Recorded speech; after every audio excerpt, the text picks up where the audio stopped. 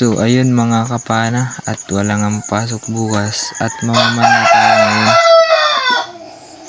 Kasama ko nga pala dyan si paring Milvin at sila kuya Koki. Ayan, nag-ayos nga siya ng kanyang gamit.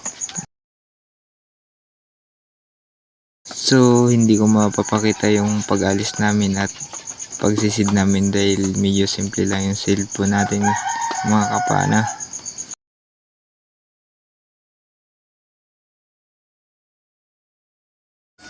So ayun mga kapana, yan yung hulingan natin. Medyo maunti lang dahil medyo maling sipat yung napuntahan namin.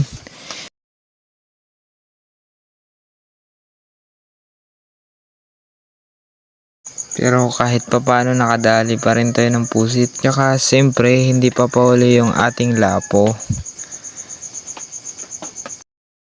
Ito nga pala yung huli ni paring Milvin. Medyo di ko mapakita ng maayos dahil pinag-ayos niya yung kanyang isda. May pusit din siya. Tsaka di lang naman pusit yung huli niya yan. Magaganda yung isda sa ilalim niyan mga kapana. Lalo na yung mga pang-ihaw. Katulad niyan.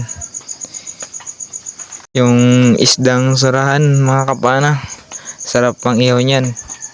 Rin nga pala siya dyan ng lobster. So dito na lang mga kapana, inaabot na kami dyan ng alas 3.